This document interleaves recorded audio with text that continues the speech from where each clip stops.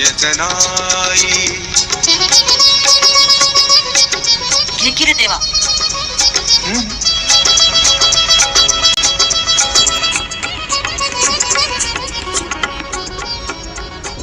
वा जना, खूप दिवसांनी इतकं तृप्त जेवलो मी आज.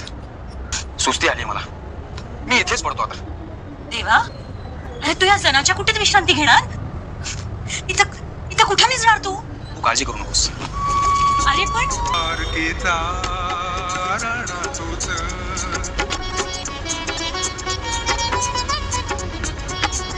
अरे काय हे? उद्या सकाळी काकड आरतीच्या देवळात पोचावं लागेल. झोपतो मी.